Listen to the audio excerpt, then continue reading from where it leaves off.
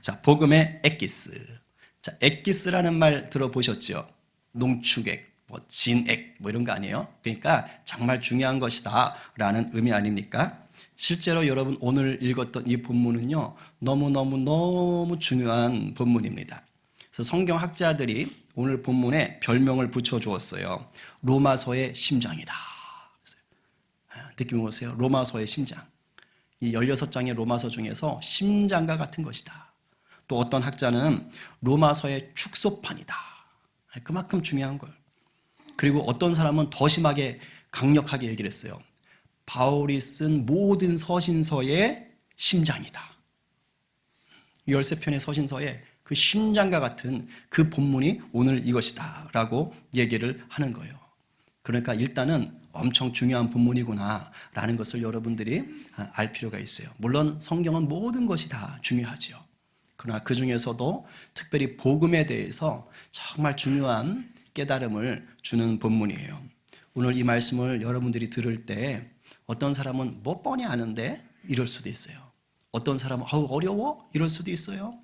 어떤 사람은 전혀 와닿지 않을 수도 있어요.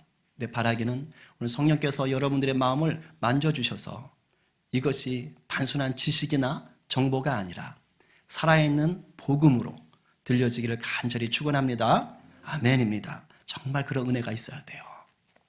제가 꽤 오래전에 단편 영화 한 편을 본 적이 있는데 오늘 말씀을 준비하는데 그 영화가 떠올랐어요. 굉장히 좀 이렇게 소름이 돋는 영화인데 제가 링크를 이따가 단톡방에 한번 올려주면 한번 시간 되시면 보십시오. 커브라는 영화입니다. 그래서 이게 곡선 휘는 거 있잖아요. 커브. 제목이 커브라는 영화인데 10분짜리예요. 단편 영화예요. 근데 제목이 커브인 이유가 그 영화의 배경이 딱 한 장면인데 그 배경으로 나오는 건물이 저렇게 곡선 모양이에요. 경사면으로 되어 있는 거예요. 보이시죠? 이렇게 경사면, 꼭 절구통 안쪽처럼 보이지 않습니까? 저기 물놀이 가면 물놀이 썰매 이렇게, 하여튼 그렇게 되어 있는 거예요. 그런데 저렇게 절묘하게 휘어져 있는 저 곳에 있잖아요. 한 여자가 잠에서 깨어납니다. 저 상태로. 그러니까 저 상태로 딱 잠을 깨는 거예요. 저게 이제 영어가 시작이 됩니다. 그런데 정말로 불안한 것은 뭐냐면 다리 한쪽이 어떻게 되어 있습니까? 꺾여 있어요, 지금. 그렇죠? 그러니까 지금 저 상태로 있는 겁니다. 아주 불안한 자세죠. 그리고 지금 저 아슬아슬한 공면 바로 밑에는 뭐예요? 어두워요. 아무것도 보이지 않아요. 느낌으로 딱 뭐예요? 깊은 낭떠러지구나 라는 것을 알 수 있습니다. 그러니까 지금 저 상태에서 조금만 잘못 움직이면 뭐 하는 거예요? 그대로 밑으로 떨어지는 거예요. 근데 지금 이게 만만치 않아요. 왜냐하면 지금 저 여자의 손은요, 정상이 아니에요. 피 묻어 있잖아요. 이미 상처를 입어서 아픈 거예요. 너무너무 손도 아픈 거예요. 그런데 저 손을 가지고 지금 저거를 벗어나 보려고 저렇게 바닥에 대고 있잖아요. 안간힘을 쓰는 겁니다. 근데 영화를 보게 되면 이 몸을 제대로 못 움직여요. 조금 한 5cm, 10cm 갔을까? 그럼 쭉 미끄러지는 거예요. 그런 상황이에요. 사태가 더 위태로워집니다. 그러다가 너무 지쳐가지고 맞은편을 딱 봤는데 그 맞은편 경사면에요. 저렇게 피 묻은 손바닥 자국들이 있는 거예요. 뭔 말이에요? 저러다가 떨어져 죽은 사람들의 저 자국 아니겠습니까? 근데 설상가상으로 막 뭐 떨어져서 죽어가는 사람들의 비명소리도 막 들리는 거예요. 얼마나 지금 마음이 힘들겠어요. 근데 거기다가 이제 하늘에서 비까지 내리네? 그러니까 더 미끄러워진 거 아닙니까? 그러니까 거기서 살아보려고 가지고 있던 목걸이를 막 꺼서 손에다 말아가지고 어떻게 마찰을 좀 시켜볼까? 이러면서 막 살려고 애를 씁니다. 애를 써요. 그런데 잠시 후에 마지막 장면은 뭐냐? 아무도 없는 그런 저 곡선에 저 경사면에 건물만 딱 보여주고 있는 것입니다. 그러면서 끝나요. 여러분, 아까 그 여자 저 경사면에서 마침내 올라가서 탈출을 했을까요? 아니면 살아보려고 발버둥 쳤지만 결국은 떨어져서 죽었을까요? 영화는 열린 결말이에요. 그러나 우리가 쉽게 생각하고 추론할 수 있는 건 뭐예요? 떨어져 죽었겠구나. 딱 봐도 살아나올 수 있는 곳이 아니에요. 더군다나 다리까지 휘어져 있기 때문에 어떻게 답이 없는 곳입니다. 누가 들어가도 저 상황에서는 자기의 힘으로는 절대 빠져나올 수가 없는 그런 지금 상태에 있는 거예요. 여러분, 만약에 여러분이 저런 상태였다면 여러분 힘으로는 지금 안 돼. 그렇다면 그 상황에서 살아날 수 있는 유일한 방법은 뭘까요? 여러분 할 수가 없어. 유일한 방법을 하나 찾는다면 누군가 바깥에서 도와주는 거죠. 누가 위에서 줄을 내려주든지 아니면 줄을 타고 내려와서 저 여자를 묶어가지고 그리고 데리고 올라가든지 이 방법밖에는 살 길이 없는 거예요. 오늘 이 말씀이 여러분 가운데 정말 살아있는 능력의 말씀으로 들려지기를 원하시나요? 그러면 제가 한번 주문을 할게요. 여러분들에게. 이 영화 속의 저 여인처럼 여러분들이 지금 누워있다고 생각하세요. 저기에. 빨리 엉덩이 앞으로 빼시고 딱 걸터 앉으세요. 정말 저런 자세로 한번 들어보세요. 어떨 것 같은지. 제가 왜 이 말씀을 드리냐면 여러분, 죄 가운데 있는 모든 인간의 신세가 바로 저 상태와 똑같아요.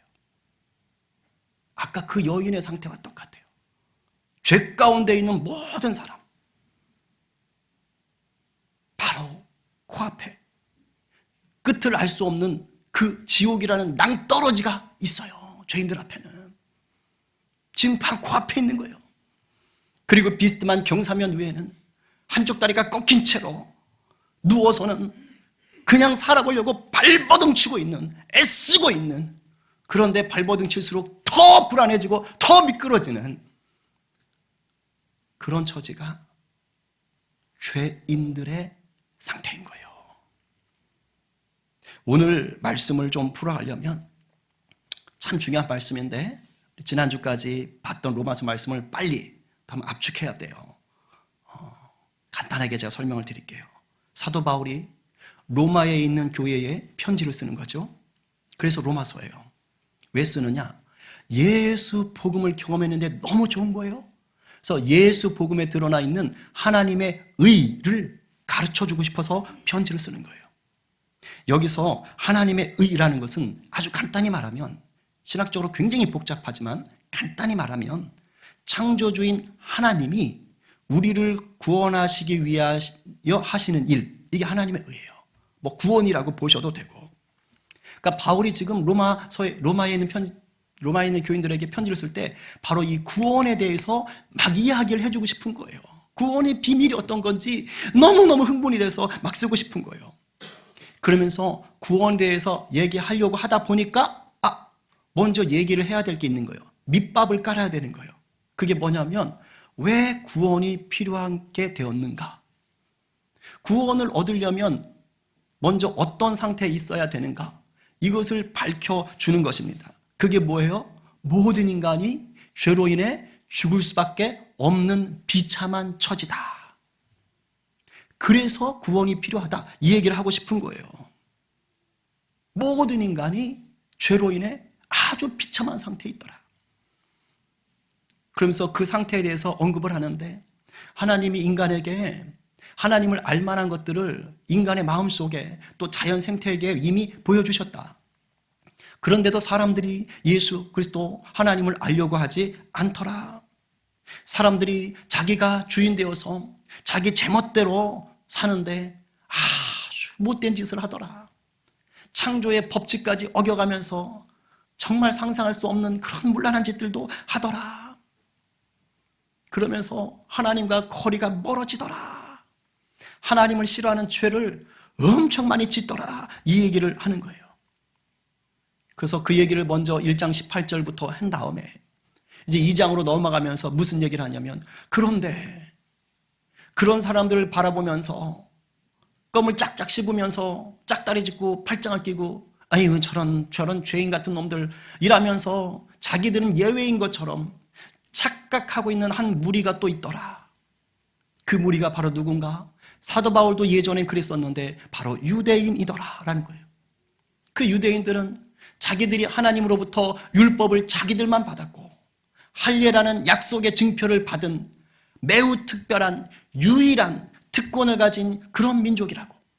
그래서 자기들은 하나님의 심판에서 제외가 되었다고 이렇게 착각을 하며 있더라는 거예요. 그래서 같은 유대인이었던 이 사도 바울이 다 경험해 봤기 때문에, 예수 만나기 전에 자기도 그랬기 때문에, 야야야야 얘들아, 어림없는 소리 하지 마라. 너희들 큰 착각이다. 너희들도 심판에서 예외가 아니야 라고 조목조목 반박을 하는 것이 2장과 어제 지난주까지 봤던 본문이에요. 오늘 본문 앞에까지 나오는 얘기예요. 왜 유대인들이 하나님의 심판에서 제외될 수가 없는가? 너희들 유대인들 그 좋다는 율법을 받았고 할례의 증표까지 받았는데 어떻게 산 거야 도대체? 율법의 본질은 제대로 지키질 못했잖아. 오히려 율법 받았다고 특권의식에 사로잡혀서 어깨에 그냥 뽕 집어넣고 이렇게 힘주고 목이 뻣뻣해져가지고는 이방인들 못지않은 죄를 마구 지어댔잖아. 그래서 하나님 얼굴에 먹칠을 했잖아. 하나님을 모독했잖아. 그 얘기를 한 거예요. 그러면서 유대인들이요, 니네가 자랑하던 그 율법, 그것이 너희들을 구원해 주지를 못해. 오히려 너희들이 그 율법을 통해서 뭘 알았어? 니네가 이렇게 나쁜 짓을 수두룩 빽빽하게 하고 있다는 것을 알게 됐잖아. 율법이 오히려 그걸 알려줬네. 이 얘기를 한 게 지난주까지의 로마서 말씀인 거예요. 여기까지 얘기하고 이제 사도 바울이 오늘 이 얘기를 하는 거예요. 이제 봤냐? 유대인들아, 너희들도 이방인과 다를 바가 없어. 이방인이든 유대인이든 모든 인간은 죄에서 벗어날 수 없는 비참한 인생이야. 아까 그 영화에서 본 그 살아나올 수 없는 그 경사만에 누워가지고 살려고 발버둥 치는 그런 여인과 같은 신세야 라고 지금 말하는 거예요. 그런데 오늘 본문에서 이제 무엇을 얘기하고 싶은 거예요? 그런데 하나님이 그렇게 발버둥 쳐도 살아나올 수 없는 상태인 그 죄인들을 그냥 내버려 두지 않으셨다. 하나님께서 인간의 입장에서는 도저히 답을 찾지 못하고 있으니까 하나님이 답을 찾기로 하셨다. 그게 뭐냐? 율법 외의 구원의 길, 율법 외에 드러난 하나님의 의, 이것을 보여주셨다라고 얘기하는 거예요. 그러면서 이 하나님의 의라는 것은, 율법 외에 드러난 하나님의 의라는 것은 하나님이 이미 율법 속에 예언을 해 두신 거다. 달리 말하면 유대인들 니네 빼도 박도 못해. 율법 외의 구원의 길을, 이것을 하나님이 율법에 다 넣어 놓으셨다고. 그게 21절 말씀인 거예요. 율법과 선지자들에게 증거를 받았다라는 이 말이 구약 성경, 그 성경을 얘기하고 있는 것입니다.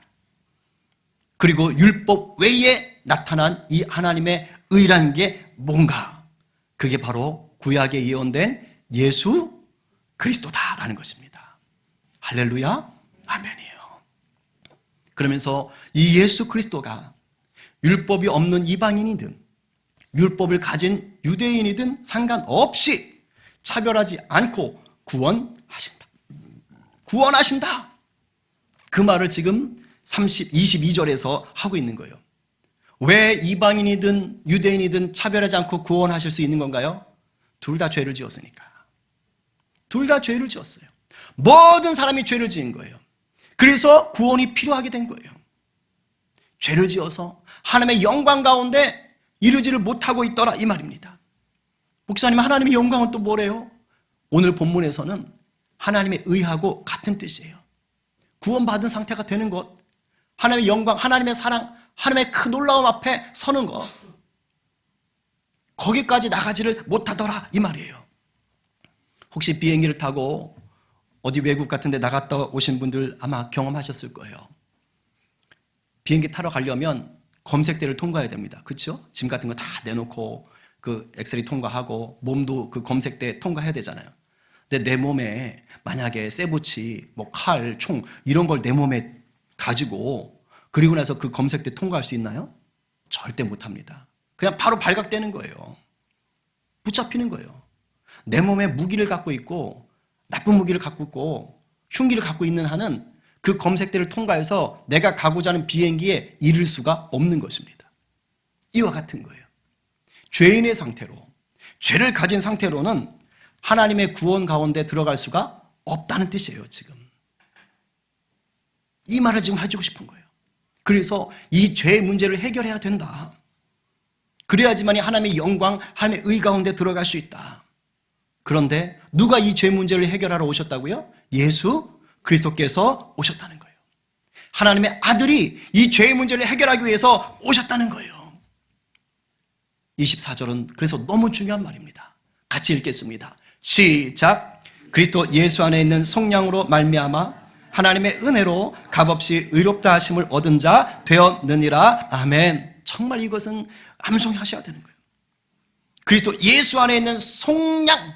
여러분, 속량은 우리가 쓰지 않는 말이에요, 요즘은. 이건 뭐예요? 값을 주고 사다란 뜻이에요. 돈 주고 사는 거예요. 그래서 속량은 예수님이 우리의 죄값을 위해서 자기 피로 값을 주고 우리 죄를 용서해 주셨다. 우리를 대신 사주셨다. 이런 뜻인 것입니다. 달리 말하면 이 구원은 우리의 수고나 노력을 가지고 이루어진 게 아니라는 거예요. 근데 이 말을 오해하는 수가 있어요. 우리의 수고나 노력이 아니라니까 아무것도 안 했다고 생각해요. 그게 아니에요. 달리 말하면 우리가 아무리 수고하고 노력을 해도 우리 힘으로는 구원을 얻지 못한다 이 뜻입니다. 아까 그 여자 살려고 발버둥 쳤잖아요. 안 된다는 뜻이에요. 하나님을 모르는 자들이 구원에 이르기 위해서 얼마나 많이 노력하는데요. 근데 그걸로는 안 된다는 뜻이에요. 이르지 못한다는 것은 헬러 원어로 부족하다, 미치지 못한다는 뜻이에요. 아무리 애를 쓰고 발버둥 쳐도 그 구원까지 갈 수가 없다는 뜻이에요. 오직 한 가지, 하나님의 전적인 도움만이, 내 힘이 아니라 하나님의 전적인 힘으로만이 우리가 구원을 받을 수 있다는 것입니다. 그래서 그 말을 풀어 쓴 게 하나님의 은혜로 값없이 의롭다 하심을 얻은 자 되었다. 그 말을 하는 거예요. 그러니까 우리가 값을 치르지 않았다고 해서 공짜가 절대 아닌 겁니다. 내가 값을 치르지 않은 거예요. 대신 누가 값을 치른 거예요? 예수 그리스도가 내가 치러야 될 값을 대신 치러준 거예요. 그래서 나는 값을 주지 않고 은혜로 구원을 얻게 되었다라는 것입니다. 예수님이 이 속량, 죄값을 치르는 그럼 이 방법을 어떻게 했을까요? 우리한테 뭐 백지수표를 써줬어요? 그게 아닌 거예요. 예수님이 어떤 방식으로 우리의 죄를 속량하셨느냐? 바로 그 사건이 십자가라는 것입니다. 십자가에서 죽으시는 거예요. 예수님이 십자가에 피 흘려 죽으심으로, 왜냐하면 죄사함은 피 흘림이 없이는 안 되거든요. 그래서 예수님이 자기 피를 흘려 죽으시는 거예요. 그래서 하나님과 멀어져 있던, 난 하나님이 싫어요! 라고 도망가 있던 그런 우리를 다시 하나님과 가까워지도록, 화목하도록 예수님이 가운데서 뭐가 된 거예요? 초강력 접착제가 되시는 거예요. 화목케 하는 제물이 되셨다는 것이에요. 이 말을 하는 것이 25, 26절. 같이 읽어볼까요? 자, 시작. 이 예수를 하나님이 그의 피로써 믿음으로 말미암는 화목제물로 세우셨으니 이는 하나님께서 길이 참으시는 중에 전에 지은 죄를 관과하심으로 자기의 의로우심을 나타내려 하심이니 곧 이때에 자기의 의로우심을 나타내서 자기도 의로우시며 또한 예수 믿는 자를 의롭다 하려 하심이라. 아멘. 이 말이 좀 어려운데 이것은 십자가 사건이 어떤 의미를 갖고 있느냐라는 것을 지금 말하고 싶은 겁니다. 너무너무 사실 중요한 거예요. 이런 거예요. 모든 인간이 아까 죄를 지었다고 그랬죠? 근데 하나님은 공의로우세요. 그래서 그 죄를 반드시 뭐 하셔야 돼요? 심판하셔야만 하는 거예요. 근데 하나님이 죄를 짓는 족족 다 심판해가지고 너 지옥, 너 지옥, 너 지옥, 너 지옥, 너 지옥 이렇게 하지를 않으시고 참고 또 참거든.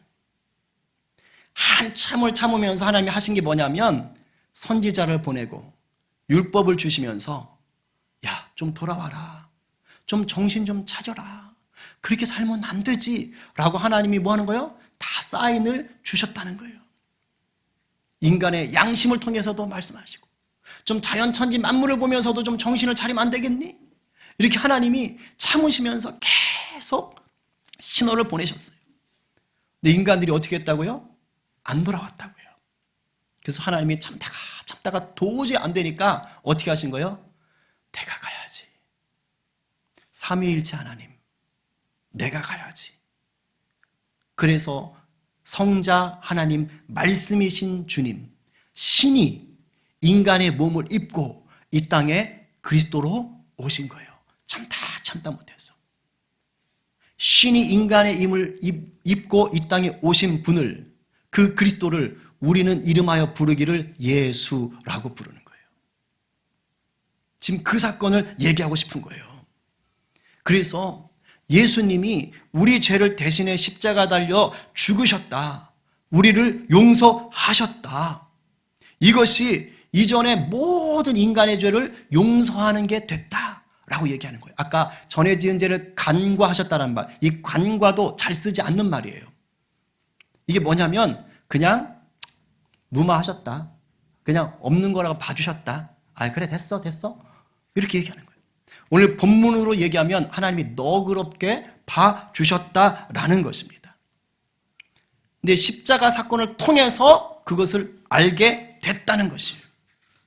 쉽게 말하면 이런 거예요. 누가 저한테, 물론 그런 분은 우리 없어요. 우리 교회 없는데 누가 저한테 아주 지속적으로 교묘하게 저를 해코지하고 저한테 나쁜 짓을 하고 저를 힘들게 하고 하는 그런 성도가 우리 교회 없어요. 그렇죠? 네, 있다고 가정을 해봅시다. 그런데 목사가 끝까지 참고 티를 안 내고 있는 거예요. 그러다가 어느 날 큰 잘못을 한 거예요. 성도들도 다 하는 잘못을 한 거예요. 그때 스스로가 다 발각이 됐어요. 얼마나 그동안 목사에게 잘못을 했는지가 다 발각이 된 거예요. 그래서 성도들이 다 알게 됐어요. 근데 다 그때 목사가 그분을 용서하는 거예요. 용서한 거예요. 그러면 성도들은 그 전까지 몰랐잖아요. 그런데 목사가 어떤 사건이 터져서 그분을 용서하는 걸 보면서 와우, 우리 목사님 괜찮네. 좀 생긴 줄 알았더니 아니시네. 참 괜찮은 분이네. 라는 것을 알게 된 거죠. 알게 되면서 또한 뭘 알게 됐어요? 와, 우리 목사님 진짜 멋있다. 저 사람이 그 전에 그렇게 많은 것을 잘못했는데 이거 소송을 걸고 해도 진짜 몇 억은 받아낼 텐데, 야, 우리 목사님이 다 그냥 그런 것들을 다 그냥 무마하시네? 다 용서해 주셨네? 요것도 알게 된 거예요. 왜? 그 사건으로 인해서. 그래서 성도들이 뭐라 그랬어요? 우리 목사님 좋은 분이구나. 동시에 그 목사님을 힘들게 했던 그분이 목사님한테 용서받았구나 라는 것을 한 번에 알게 됐다 이 말이에요. 그러니까 십자가가 지금 그거 얘기하는 거예요. 하나님이 그토록 오래도록 참았던 그 수많은 인간의 죄악들을 십자가 사건을 통해서 그걸 다 용서하신 거야? 지금? 이걸 알았고, 하나님이 십자가 사건을 통해서 와우, 이렇게 하나님이 좋으신 분이야? 이걸 알았고, 그리고 십자가 사건을 통해서 와, 그래서 우리가 죄를 용서 받았구나 라는 것을 알게 됐다. 지금 이 얘기를 하고 있는 거예요. 십자가 사건이 없었다면 우리는 구원을 받을 수도 없었고 죄 용서도 받을 수가 없었다. 사도 바울이 지금 이걸 알려주는 거예요. 이게 복음이야. 그러니까 너희가 구원받았다고 자랑할 것이 있겠냐 없겠냐 이렇게 묻는 거예요. 자, 인간이 자랑할 게 있습니까 없습니까? 없지요. 그래서 그 얘기하는 거예요.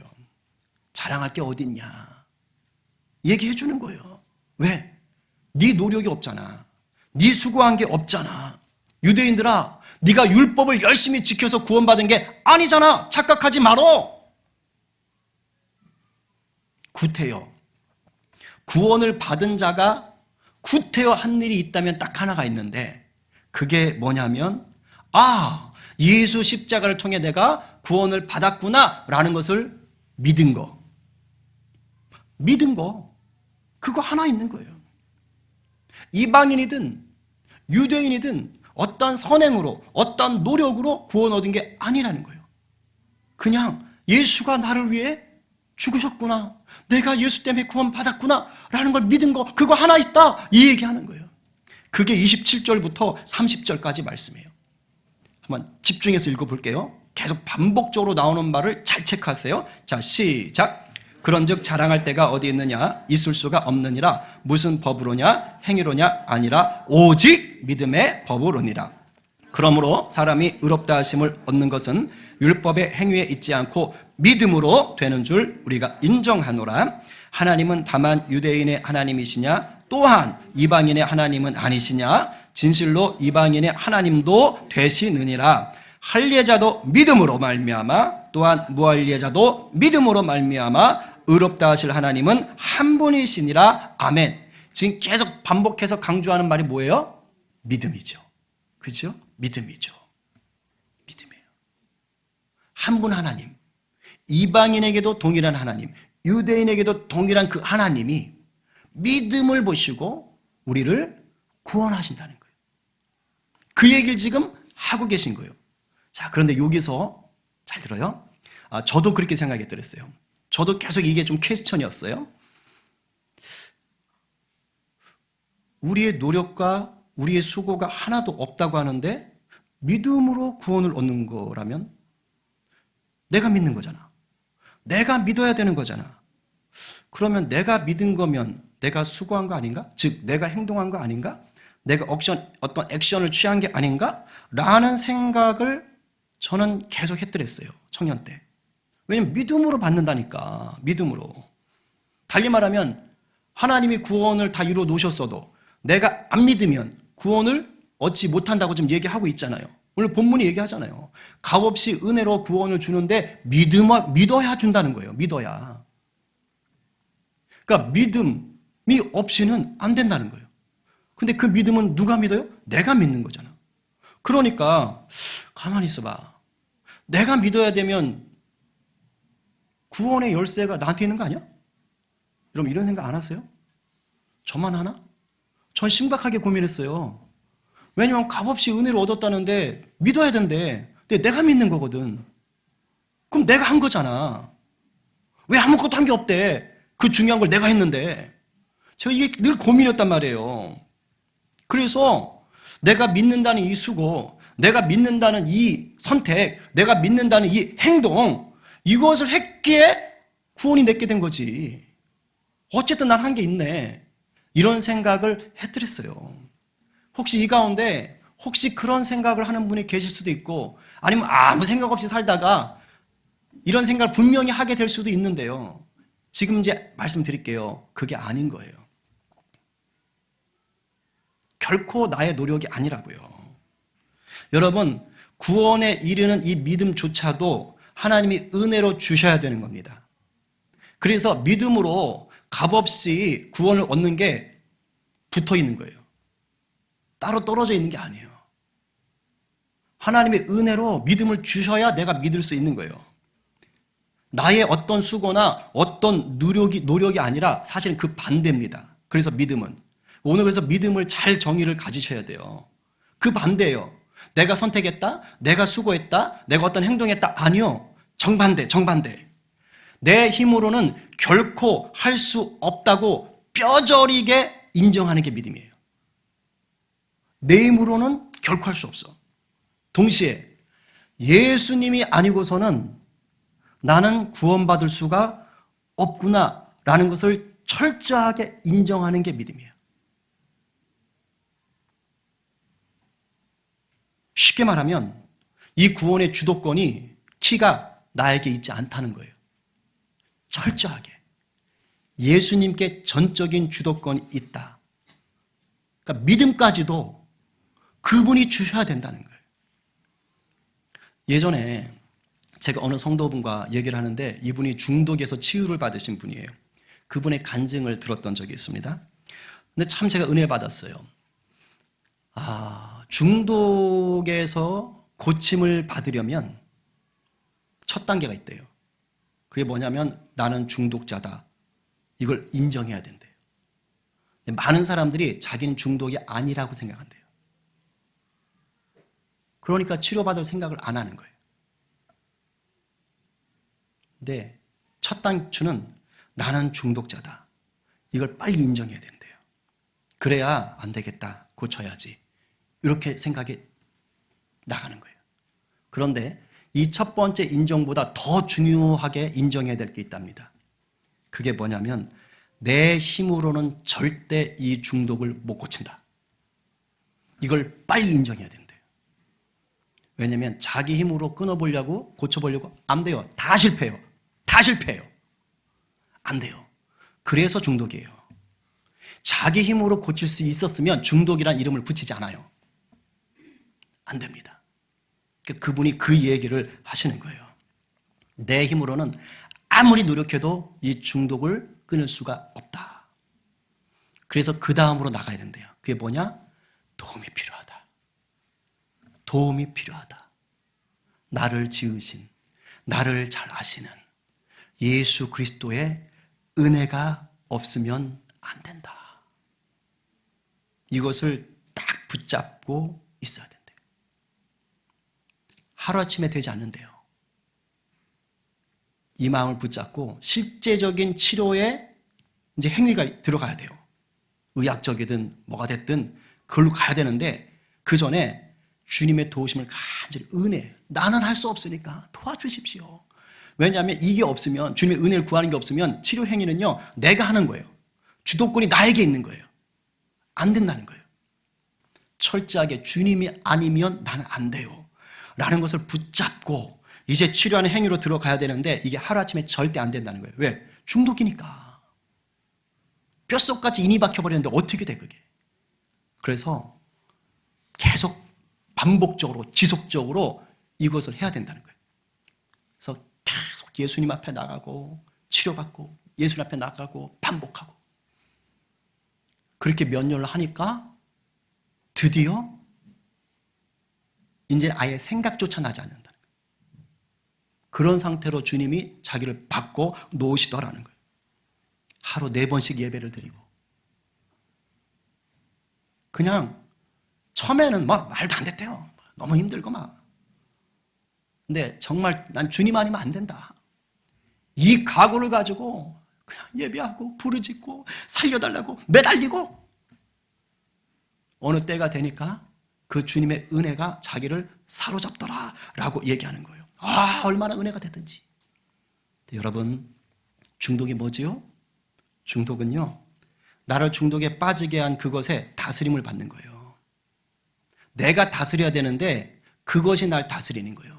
그게 술이든 담배든 노름이든 마약이든 뭐 쇼핑이든 음란이든 뭐가 됐든 그것이 나를 다스려. 나를 끌고 가. 그게 중독이에요. 내 힘으로 내 노력으로 못 이기는 거예요. 그 상태가 중독에 걸린 상태예요. 죄가 똑같아요. 죄인이라는 건 뭡니까? 죄 아래에 있는 거예요. 죄의 권세 아래 다스림을 받는 거예요. 아무리 발버둥 쳐도 내 의지로 안 되는 거예요. 그래서 죄는요, 중독입니다. 내 힘으로는 아무리 애써도 벗어날 수 없어요. 이런 비참하고 이런 나약한 존재인 것을 빨리 인정하고 주님의 도움을 구할 때 그때 비로소 구원의 문이 열리는 거예요. 이게 은혜로 누리는 믿음이라고 그러는 거예요. 이게 내가 믿으려는 노력을 해서 구원을 얻는 게 아니라고요. 정말 내 힘으로 안 되는구나. 이걸 깨닫고 정말 주님 앞에 살려달라고 무릎 꿇고 주님이 내물어 주시는 손 딱 붙잡고 순종할게요. 맡길게요.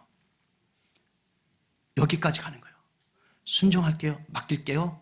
뜻대로 끌고 가세요. 뜻대로 끌고 가세요. 내 노력, 내 능력 아닙니다. 주님께 이끌림 받는 게 믿음인 거예요. 물에 뜨려면 어떻게 해야 돼요? 몸에 힘을 빼야 돼요. 몸에 힘을 뺄수록 물에 잘 떠요. 몸에 힘을 줄수록 가라앉아요. 주님께 맡기면 맡길수록 믿음이 큰 거예요. 내 주장, 내 자존심, 내 지식, 내 경험 이런 거 주장하면 주장할수록 믿음 잘하지 않습니다. 나를 철저히 비우고 예수로 채우는 거예요. 나를 죽이고 예수로 채우는 거예요. 물론 다른 종교에도 비슷한 것 있어요. 수양, 참선, 요가, 돛 닦는 거 비슷한 거 있어요. 그러나 나를 죽이고 나를 비우는 것과는 달라요. 왜? 참선, 수양, 요가 이런 것들요 주도권 자기에게 있어요. 내가 한번 비워보자. 내가 한번 무소유를 가져보자. 내가 주인 되는 거예요. 그러나 기독교에서 말하는 나를 비우고 나를 죽이는 건요 그야말로 주도권이 없는 거예요. 주님께 주도권을 다 맡기는 거예요.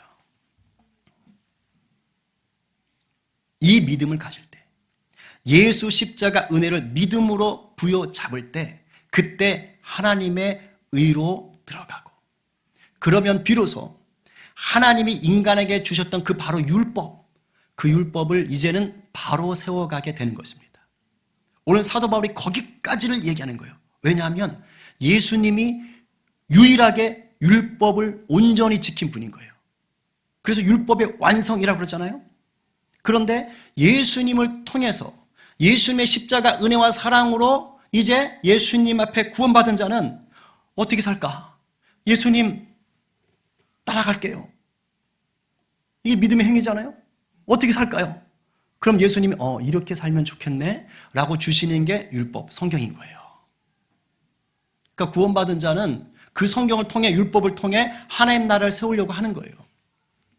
그래서 이전에 유대인들이 잘못 믿었던 그런 류의 율법 생활이 아니라 이제는 예수 안에서 올바른 율법을 세워가는 거예요. 그 말을 31절에서 한 거예요. 31절에서 읽어봐요.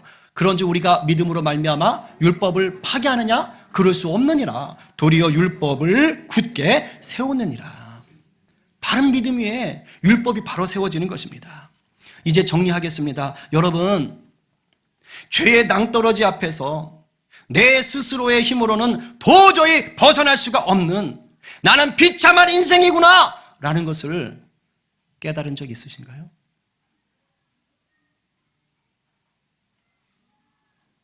이 시간이 있어야 됩니다.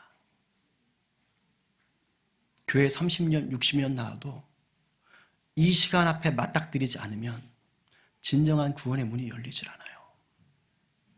어떤 분들은 이미 교회 나오기 전에 주님의 방문을 받아서 이런 일을 경험하기도 하고요.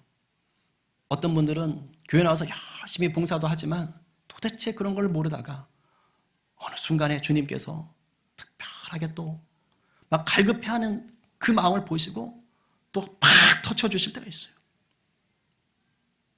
시간은 좀 다를 수 있어요. 그러나 반드시 이 시간 가운데 나가야 돼요. 반드시. 내 힘 갖고 안 되는구나. 예수 그리스도가 아니면, 십자가 은혜가 아니면 그 어떤 것으로도 구원받을 수가 없구나. 저는 이것을 깨달았을 때요, 정말 미치는 줄 알았어요. 땅을 떼굴떼굴 구르고 정말 눈물 콧물이 다 쏟아지고, 그땐 제 논리적 이성이 돌아가는 게 아니에요. 제가 얼마나 논리적인데요, 얼마나 비판적인데요. 그런 거 없어요. 그냥 제가 죽는 거예요. 이성이고 뭐 그런 거 없어요. 완전히 자빠지는 거예요. 그래가지고 내가 얼마나 큰 죄인인지가 막, 다 정도면 모범생이지 이랬던 제가 내가 얼마나 큰 죄인인지가, 울고 싶어 우는 게 아니야. 그냥 그렇게 콧물이 많이 나오는 줄 그날 처음 알았어. 그 난리가 나는 난리가. 뭐 다 이렇게 해야 된다 그런 게 아니라 그런 시간들이 있다는 거예요. 그래서 예수 아니면 안 되는구나. 그러면서 예수님 살려주세요. 살려주세요. 살려주세요. 목숨 걸고 매달리는 시간이 있으셨냐고요. 자존심 다 내려놓고 십자가 위에서 주님과 함께 죽었던 그 시간이 있냐고요. 주님이 너 이제 나 위해 살아야지. 예 주님, 예 주님, 예 주님. 저 다 내려놓을 수 있어요. 이런 고백하는 시간이 있었냐고요. 물론 그런 시간 지나도 또 무뎌지고 또 넘어질 때 있어요. 근데요, 이 시간을 경험하는 것과 경험하지 못하는 것은 차원이 다른 거예요.